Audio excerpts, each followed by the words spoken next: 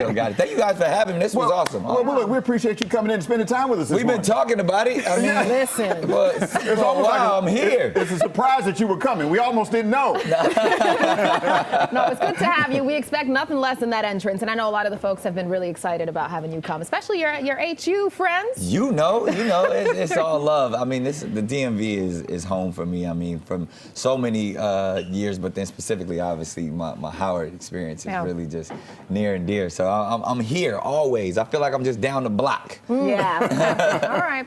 Well, you know what? We got to get real with you. Oh, of course. Right. Okay. Why not? You ready? I'm not scared of you. I'm just saying. I'm giving you a heads up. No holds barred. All right. Listen, it's 9:02, and that means it's time to get candid with Nick Cannon. He's a man who's made maybe a couple headlines here and there. Whatever he talks about gets a lot of people talking. So let's start with the easy stuff here. You're back in D.C. We've called it a homecoming. Softball. Softball question here. So how's it been to be back home in many ways? I feel like I came up, even before I went to Howard, I mean, I got a chance to do a lot of performing and even comedy and stuff when I was a kid through DC.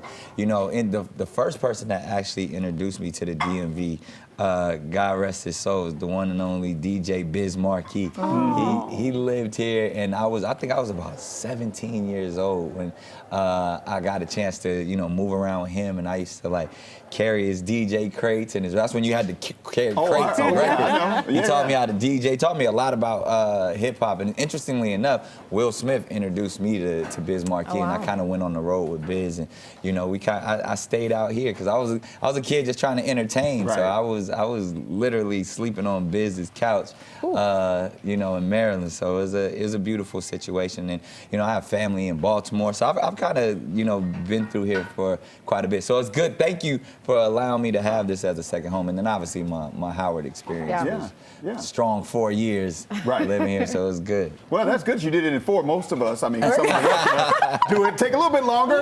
We kind of savor the moment like fine wine. We kind of hang out a little bit. What do they call it? Super senior? Yeah. Well, super senior. Super duper, professional student, whatever you want to call it. Yeah. So your show. Yes. This is a new thing for you, kind of, because you've done some of everything. But your show. Tell us about your show, and you're on the road trying to connect people to your show. Man, it's a blessing. I really want to make a show for the community, for the people, by the people, amongst the people. So that's really why I wanted to get out and really, kind of touch everybody, to let everybody know I'm not like your typical talk show host where, they might be in this bubble and you never get to see them or touch them. I really want to be somebody that you can connect with and feel like, even when I was here at Howard, people would be surprised that I'd just be sitting in class or walking through the yard and be like, yo, where's your security? I'm like, this is just me. And it's just how I move. So I really believe, I wanted to make a show for the culture, for the people, and do it the way that I wanted to do it.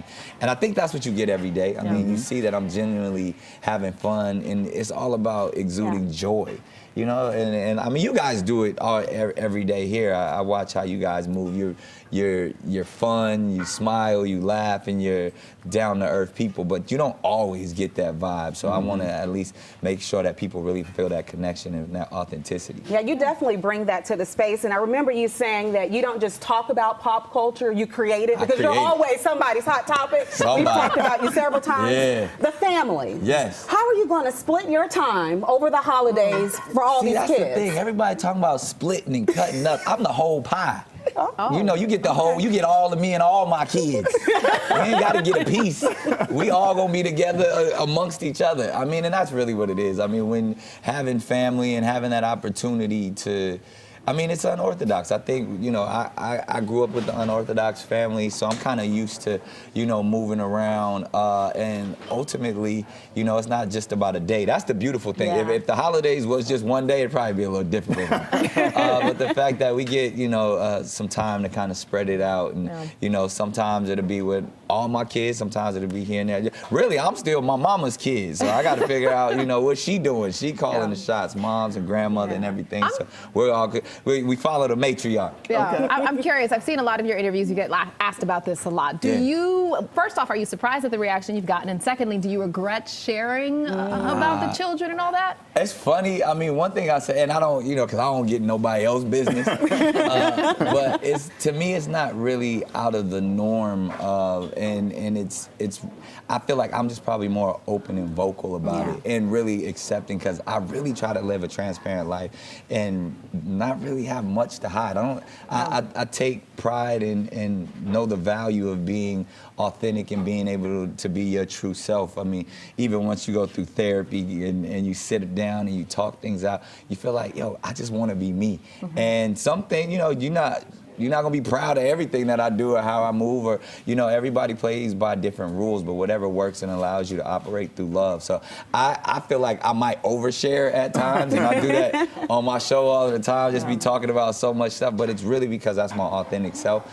And, you know, I hope to get it right. I know I'm not gonna get it right every time, and however it's laid out there, I always say don't charge it to my heart, because at the end of the day, I'm just trying to be the best me. I'm trying to do it better than I did it yesterday. Okay. Yeah. And here's the thing: you're not leaving. You're I ain't going nowhere. I'm here all hour. Because what me and a lot of other people want to know is, how in the world do you deal with all of these ladies? For the kids. Don't tell me. That's what I want to know, because I got one and I'm struggling. I'm just saying. That's off the record. We can talk about that later. So we'll write a book. You can write a book about it. Okay, and I'll follow your lead on that. Yeah. So you're gonna answer later and let it marinate. I'm gonna let it marinate. I got to think it. I got to go. Text a few people. Say, is it all right if I say this? The time now is 9:08, and we have so much more coming up with the one and only Nick Cannon coming up, but.